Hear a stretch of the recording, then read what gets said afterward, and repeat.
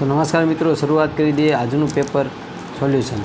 तो मित्रों 1 થી 6 पेपर अपलोड करी दीधा है, जोवाना बाकी तो जोई लेजो अने चैनल सब्सक्राइब करवानी तो करी दीजो। शुरुआत करी दे वधु समय न बगाड़ता मोस्ट आईएमपी एमपीएसडब्ल्यू सेनेटरी इंस्पेक्टर और एफएसडब्ल्यू ने लगता प्रश्नों। तो शुरुआत करी दीए। ओके, मोटी उमरे जोवा मळतुं फ्रेक्चर ने कयुं फ्रेक्चर कहेवाय छे? तो कि पेथोलॉजिकल फ्रेक्चर कहेवामां आवे छे। अने ग्रीन स्टिक फ्रेक्चर छे कोनामां जोवा मळे छे? तो कि नाना बाळकोमां जोवा मळे छे, जेमां हाडकां होय छे ए तूटी नथी जता परंतु वळी जाय छे, जेने शुं कहेवाय? ग्रीन स्टिक फ्रेक्चर कहेवामां आवे छे। अने मोटी उमरे तो कि पेथोलॉजिकल फ्रेक्चर जोवा कहेवामां आवे छे। त्यारबाद जोईए आगलो प्रश्न। ओके, कया प्रकारना झेरथी दृष्टि जती रहे छे? तो कि आल्कोहोल विथ पॉइजन छे एमां शुं थाय छे? तो कि दृष्टि जती रहे छे। अने इनहेलेड पॉइजन एटले शुं? तो मित्रों याद राखजो कि इनहेलेड पॉइजन एटले कि जे श्वासोश्वास दरमियान जे कोई झेरी हवा शरीरनी अंदर दाखल थाय छे तो एवो पॉइजन ने केवुं कहेवाय छे? तो कि इनहेलेड पॉइजन कहेवामां आवे छे। अथवा शरीरनी अंदर कोईपण रीते दाखल थाय छे तेवा पॉइजन एटले झेरने इनहेलेड पॉइजन कहेवामां आवे छे। हवे आर्थराइटिस रोग ए कया अंगने लगतो रोग छे? तो कि आर्थराइटिस जे रोग छे ए हाथने लगतो रोग छे। ने मित्रों पगने लगती पगने लगती रोग छे, पगने लगतो रोग छे। हवे कई रीते पगने? तो कि जे पगना सांधा होय छे बराबर, तो पगना सांधामां दुखावो थाय छे। आर्थराइटिसमां क्या सांधो थाय छे, क्या दुखावो थाय छे? तो कि पगना जे सांधा होय छे एमां दुखावो थाय छे। हवे नोज़ोक्रोमल इन्फेक्शन एटले होस्पिટલનો इंजेक्शन होय छे तेने केवुं इंजेक्शन कहेवामां आवे छे बराबर। तो होस्पिટલની अंदर जे इन्फेक्शन लागे तमने तो एने शुं कहेवाय? तो कि नोज़ोक्रोमल इन्फेक्शन अथवा आइसोजेनिक इन्फेक्शन आ बंने कहेवामां आवे छे बराबर। बंने जवाब आवे छे। मित्रों आपणे वधाराना ऑप्शन लीधा नथी, खोटो टाइम वेस्ट करवानो नथी એટલા માટે। चलो આગળ જોઈએ કે હવે નેશનલ રૂરલ હેલ્થ મિશન ક્યારે લોન્ચ કરવામાં આવ્યું? તો કે 2005માં કરાયું, પરંતુ 2008માં કાર્ડિયોવાસ્ક્યુલર ડિસીઝનો જે રોગનો પ્રોગ્રામ છે એ લોન્ચ કરવામાં 2008માં આવ્યો હતો। અને 2005માં કહ્યું તો કે એનઆરએચએમ તરીકે ઓળખવામાં આવે છે। ઓકે, હવે જતન રોગ કઈ બીમારી સાથે સંકળાયેલો છે? તો કે એડ્સની બીમારી સાથે સંકળાયેલો છે। અને યાદ રાખવાનું છે કે ઝીકા રોગ છે બરાબર એ મચ્છર દ્વારા થતો એક રોગ છે। ओके, त्यारबाद आरएनएનું निर्माण क्या थाय छे? मित्रों आरएनएનું निर्माण छे ए कोष केंद्रिकामां थाय छे। क्या थाय छे? तो कि कोष केंद्रिकामां थाय छे। अने लाइसोसोमनी शोध कोने करी? तो कि डी डुवे नामना वैज्ञानिके करेली छे। ओके, त्यारबाद आगळ जोईए। हवे केल्शियम अने फॉस्फेट होय छे बराबर, तो एनुं नियमन कोण करे छे केल्शियम अने फॉस्फेटनुं? तो मित्रों याद राखवानुं छे कि जे पेराथायरोइड ग्रंथि छे ए केल्शियम अने फॉस्फेटनुं शुं करे छे? तो कि नियमन करे छे। ओके मित्रों, तो हवे आगळ जोईए। विश्व हिपेटाइटिस दिवस तरीके कयो दिवस उजववामां आवे छे? तो विश्व हिपेटाइटिस दिवस तरीके 28 जुलाईनो दिवस उजववामां आवे छे। आ खास याद राखवानुं छे। त्यारबाद आगलो प्रश्न जोईए मित्रों। विश्व रक्तदान दिवस तरीके कयो दिवस उजववामां आवे छे? 14 जून दिवस उजववामां आवे छे। 15 जूननो समावेश थतो नथी, 14 जून बराबर। ओके, विश्व हृदय दिवस तरीके कयो दिवस उजववामां आवे छे? तो कि 29 सप्टेम्बर उजववामां आवे छे। 29 ऑक्टोबरे पण एक दिवस उजववामां आवे छे। कयो दिवस छे? कमेंट बॉक्स में जरूर कहेजो। त्यारबाद विश्व जल दिवस तरीके कयो दिवस उजववामां छे? 22 मार्च विश्व जल दिवस तरीके उजववामां आवे छे। अने 22 मे ए कयो दिवस उजववामां आवे छे? तो कि विश्व जैव विविधता दिवस है ए क्यारे उजववामां आवे छे? तो कि 22 मे ना रोज उजववामां आवे छे। ओके, हवे मित्रों आगळ मोस्ट आईएमपी प्रश्न है बराबर। तो डिसलोकेशन एटले शुं बराबर? तो डिसलोकेशन एटले शुं? तो कि जे सांधा होय छे बराबर, तो ए सांधाने जे खसी जवानी जे स्थिति है तेने शुं कहेवाय छे? डिसलोकेशन कहेवाय छे। अने सांधानुं तूटी जवुं तो एने शुं कहेवाय? तो कि ब्रेकबोन कहेवामां आवे छे। आ बंने वस्तु अलग अलग छे, एटले खास ध्यान राखवानुं छे। हवे रोगना जंतुने शरीर में रोग पैदा करवानी शक्तिने शुं कहेवामां आवे छे? तो कि विरुलंट कहेवामां आवे छे। तो टॉक्सिसिटी एटले शुं? तो टॉक्सिसिटी एटले झेरने लगती जे कोईपण बाबत होय तेने टॉक्सिसिटी कहेवामां आवे छे। अने इनहेलेड पॉइजन एटले शुं? ए तो आपणे आगळ वात करी लीधी। अने एड्स ए कया वायरसथी थाय छे? तो एड्स ए HIV वायरसथी थतो रोग छे। त्यारबाद हवे रोगकारकना रोग રોગકારકના કેટલા પ્રકારો છે?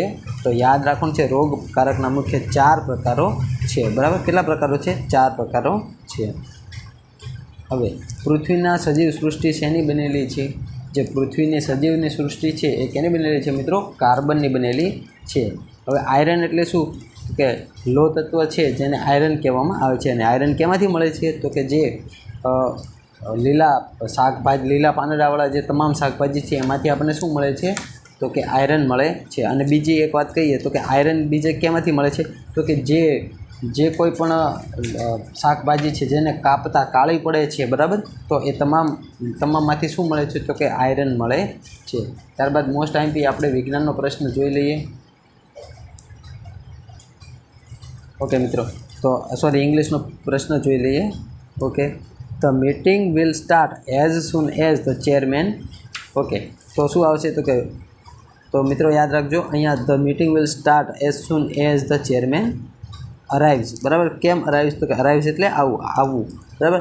કે જેવો ચેરમેન આવ્યો તરત જ મીટિંગ શું થયું? તો કે મીટિંગ સ્ટાર્ટ થઈ ગઈ, એટલે શરૂ થઈ. વન શુડ નોટ ખાલી જગ્યા એનીબડી. બરાબર. તો વન શુડ નોટ ખાલી જગ્યા એનીબડી નો, તો એમાં શું આવશે? તો કે ઇનસ્લેવ આવશે. બરાબર. તો તમાકુનું જે સૌથી વધુ ઉત્પાદન થાય છે એ કયો દેશ કરે છે? તો ચાઇના કરે છે. બરાબર. તો ચીન દેશ છે તમાકુનું સૌથી વધુ ઉત્પાદન કરતો દેશ છે. ઓકે, હવે આંખની બહારનો ભાગને શું કહેવાય છે? તો કે પારદર્શક પટેલ કહેવામાં આવે છે. અને કીકીનું કાર્ય શું છે? તો કે પ્રકાશ છે એને નેત્રમણી સુધી લઈ જવાનું કાર્ય કોણ કરે છે? પ્રકાશને નેત્રમણી સુધી લઈ જવાનું કાર્ય કીકી કરે છે. હવે રાજ્યક્ષમા જે રોગ છે એના કેટલા પ્રકાર છે? તો રાજ્યક્ષમા રોગના 2 પ્રકાર છે. તપેદક રોગના કેટલા પ્રકાર છે? તો એના પણ 2 પ્રકાર છે. પરંતુ મિત્રો યાદ રાખજો, આ રાજ્યક્ષમા અને તપેદક બંને એક જ છે, કારણ કે બંનેનું બીજું નામ શું છે? તો કે ટીબી છે. અને ટીબીના કેટલા પ્રકાર છે? તો કે 2 પ્રકાર છે. કયા છે?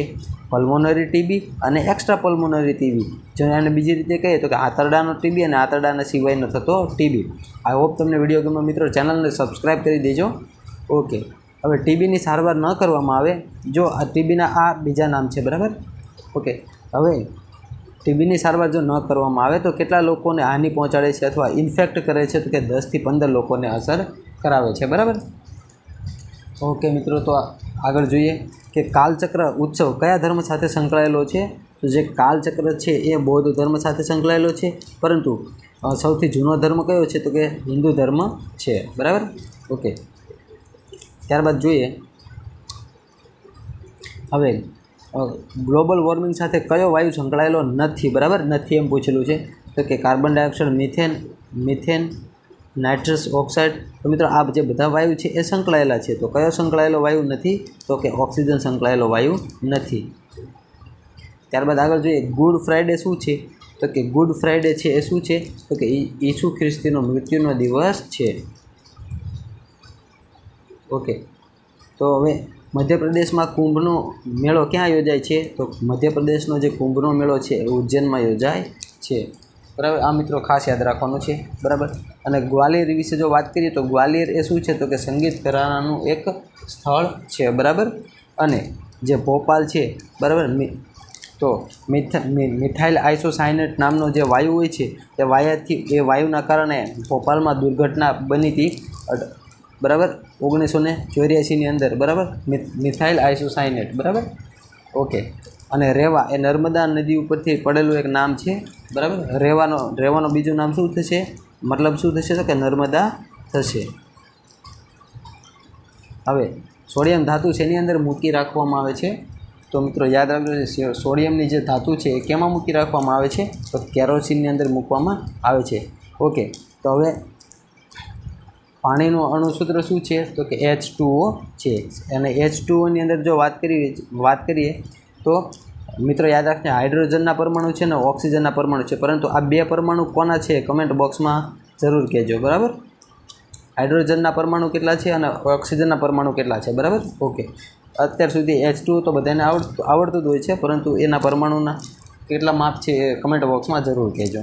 પુષ્કરનો મેળો રાજસ્થાનમાં ક્યાં ભરાય છે? પુષ્કરનો મેળો રાજસ્થાનમાં ભરાય છે, પણ કઈ જગ્યાએ ભરાય છે? તો કે અજમેરમાં ભરાય છે. હવે પોટેશિયમની સંજ્ઞા શું છે? તો કે પોટેશિયમની સંજ્ઞા આપણે જોતા એમ જ થઈ જાય કે પીએ છે, તો કે ના એ નથી.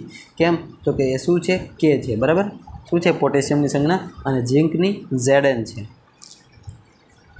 ઓકે, ત્યારબાદ આગળ જોઈએ. હવે પ્રશ્ન નંબર આગળ જોઈએ. કંસનો મેળો ક્યાં ભરાય છે? કંસનો મેળો છે એ મથુરામાં ભરાય છે. ત્યારબાદ કયો પાક હવામાં રહેલા નાઇટ્રોજનને જમીનમાં ઉતારે છે? તો કઠોળનો પાક છે હવામાં રહેલા નાઇટ્રોજનને જમીનમાં ઉતારે છે. ત્યારબાદ ઉંદરોનું મંદિર તરીકે કયું પ્રખ્યાત મંદિર, ઉંદરોનું જે મંદિર છે એ તરીકે કયું પ્રખ્યાત મંદિર છે? તો મિત્રો યાદ રાખવાનું છે, જે કરણી માતાનું મંદિર છે, બરાબર, એ ઉંદરોના મંદિર તરીકે પણ જાણીતું છે. હવે રોકેટમાં પ્રવાહી બળતણ તરીકે શું વપરાય છે? તો કે પ્રવાહી બળતણ તરીકે ઓક્સિજન અને હાઇડ્રોજન વપરાય છે. ઓકે, ત્યારબાદ કાશ્મીરના માતુડ મંદિરનું નિર્માણ કોણે કરાવ્યું હતું? તો કે લલિતાદિત્યએ કરાવ્યું હતું. કોણે કરાવ્યું હતું? લલિતાદિત્યએ કરાવ્યું હતું. હવે સૂર્યમંડળનો સૌથી મોટો ગ્રહ કયો છે? તો કે ગુરુ ગ્રહ સૌથી મોટો છે. બદ્રીનાથ ધામ કયા દેવતાને સમર્પિત છે? તો વિષ્ણુ ભગવાનને સમર્પિત છે. હવે પદાર્થના જડત્વનું માપ શેના પર નક્કી થાય છે? તો વજન પર નહીં, દળ પર નક્કી થાય છે. ઓકે મિત્રો, બરાબર, સોરી મિત્રો. તો શું પદાર્થનું જડત્વ છે શેના પર નક્કી થાય છે? પદાર્થનું જડત્વ દળ પર નક્કી થાય છે. હવે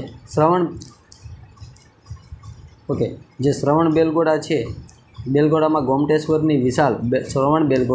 ગોમટેશ્વરની વિશાળ પ્રતિમા કોણે સ્થાપિત કરી છે? તો કે ચામુંડરાયે કરેલી છે. કોણે કરી છે? ચામુંડરાયે કરેલી છે. ઓકે, હવે મૃત્યુથી લાગતા ડરને શું કહેવાય છે? તો બરાબર, તો મૃત્યુથી જ આ બંને પ્રશ્ન એક જ બે વાર થઈ ગયા છે.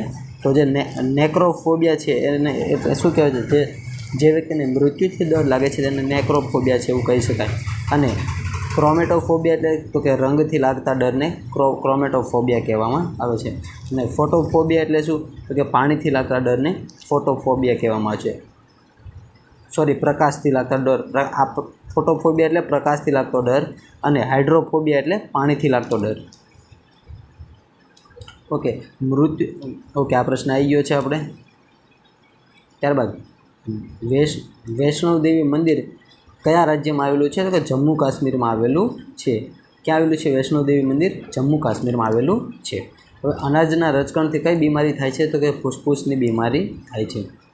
ઓકે, હવે ગોમટેશ્વર મૂર્તિ ક્યાં આવેલી છે? તો કે શ્રવણ બેલગોળામાં ગોમટેશ્વરની મૂર્તિ આવેલી છે. અને મિત્રો ગોમટેશ્વર મૂર્તિ કોને સ્થાપિત કરેલી છે? તો આપણે પ્રશ્નનો જવાબ આવ્યો છે. જો ન આવડતો તો આગળ તમે જોઈ શકો છો, આ બાજુ ઉપરની સાઈડ છે, બરાબર. ઓકે, હવે મેલેરિયા પ્લાઝ્મોડિયમથી થતો રોગ શરીરના કયા અંગને અસર કરે છે? તો મિત્રો મોસ્ટ આઈએમપી પ્રશ્ન આવી ગયો છે, જે આ પ્રશ્ન JUMCની અંદર પૂછાઈ ગયો હતો. હવે યાદ રાખજો, એની અંદર શું પૂછ્યું છે? કયા અંગને અસર કરે છે? તો એની અંદર શું આવશે? તો કે યકૃત જવાબ આવશે. અને યકૃતનું બીજું નામ એ જ શું છે? તો કે બરોળ, બરાબર. અને જે મગજને જે બધા વાત કરે છે, તો મગજ આવી શકે, પણ કઈ રીતે? તો કે એ ફક્ત શું કરે છે? તો કે મગજ એનું સિમ્પટમ્સ છે, બરાબર. કારણ કે ઝેરી મેલેરિયાનું એ શું છે? લક્ષણ છે, પણ અસર કરતું, બરાબર. એ અસર કોને કરે છે? તો કે અસર તો ફક્ત યકૃતને જ કરે છે. યકૃત એટલે શું? તો કે બરોળ અથવા, બરાબર. ઓકે, ચલો હવે આગળ જોઈએ. આઈ હોપ તમને જો સમજણ પડી ગઈ છે, બરાબર. કેમ કે પ્રશ્ન જેને ખોટો પડ્યો છે એને એમ જ લાગતું છે કે આ રીતનું. ચલો આગળ જોઈએ, વધારે આપણે કોન્ટ્રોવર્સી કરવી નથી. ભગવાન શિવની પ્રતિષ્ઠામાં કેટલા જ્યોતિર્લિંગ સ્થાપિત છે? બરાબર. એક રીતે તો મિત્રો એ છે એ મગજને, યકૃતને પણ અસર કરે છે, બરાબર, અને મગજને પણ અસર કરે છે, બરાબર. પણ સમજવા જેવી વાત એ છે કે જ્યારે મલેરિયા છે, બરાબર, એ યકૃતને શું કરે છે? તો કે અસર કરવાની જો વાત હોય તો એ ફક્ત યકૃતને અસર કરે છે, કેમ કે એનો પાર્ટ નથી. પરંતુ જો મિત્રો હું તમને એ સમજાવવા માગું છું કે ઝેરી મેલેરિયા, અત્યારે શું ઝેરી મેલેરિયા જે છે, બરાબર, આપણે અત્યારે આ પ્રશ્ન છે ઝેરી મેલેરિયાને રિલેટેડ પ્રશ્ન છે, બરાબર. તો ઝેરી મેલેરિયા છે જે, બરાબર, યાદ રાખજો, ઝેરી મેલેરિયા જે છે એ મગજને અસર નથી કરતો, પણ મગજની જ બીમારી કહી શકાય. કારણ કે જો એને જ્યારે મચ્છર કરડે છે ત્યારે એ મગજની ઉપર અસર થાય છે અને મેનેન્જાઇટિસ થાય છે, બરાબર. એટલા માટે એમ કહી શકાય કે અસર મગજ પર તો કરે જ છે, પરંતુ ઇન ધ વે જોવા જઈએ તો એને યકૃતને અસર તો કોને કરે છે? તો કે યકૃતને જ અસર કરે છે, બરાબર. અને જે મગજવાળી વાત છે એ તો ફક્ત એ શું છે તો કે એ આ જે મલેરિયા જે રોગ છે એનું સિમ્પટોમ્સ છે, શું છે એનું લક્ષણ જ છે, ઝેરી મલેરિયાનું લક્ષણ જ છે કે મચ્છરને આ જે મગજ છે એને અસર કરવાનું, બરાબર. ઓકે, ચલો આગળ જોઈએ વધારે. હવે ભગવાન શિવની પ્રતિષ્ઠામાં કેટલા જ્યોતિર્લિંગ આવેલા છે? તો કે મિત્રો યાદ રાખજો, ભગવાન શિવની જે પ્રતિષ્ઠા છે એમાં 12 જ્યોતિર્લિંગો આવેલા છે. હવે પાણીમાં જો નાઇટ્રેટનું પ્રમાણ વધી જાય, બરાબર, તો શું થાય? તો કે પાયરોસિસ થાય છે. નાઇટ્રાઇટનું પ્રમાણ વધી જાય તો શું થાય? તો કે પાયરોસિસ થાય. અને ફ્લોરિનનું પ્રમાણ વધે તો ફ્લોરોસિસ થાય, બરાબર. સૂર્ય મંદિર નીચેનામાંથી ક્યાં આવેલું નથી? બરાબર, તો કે સૂર્ય કોબિલ તમિલનાડુમાં આવેલું છે, યસ. મોઢેરાનું સૂર્ય મંદિર મોઢેરા ગુજરાતમાં આવેલું છે, તો કે યસ. અને જમ્મુ કાશ્મીરમાં આવેલું છે, માર્કંડમાં, તો કે યસ આવેલું છે. અને ભીમબેટકામાં કોઈ સૂર્ય મંદિર આવેલું નથી. બ્રહ્મા વિષ્ણુ મહેશની ત્રણેય મુખાકૃતિવાળી મૂર્તિઓ ક્યાં આવેલી છે? તો મિત્રો યાદ રાખજો, તો જે એલિફન્ટાની ગુફાઓ છે ત્યાં આવેલી છે ને. અને હવે મોસ્ટ આઈમ્પી પ્રશ્ન છે કે ભારતમાં બ્રહ્માનું એકમાત્ર મંદિર કયું છે? તો ભારતનું બ્રહ્માનું એકમાત્ર મંદિર ક્યાં આવેલું છે? તો કે આજે પુષ્કર રાજસ્થાનમાં આવેલું છે. Thank you so much.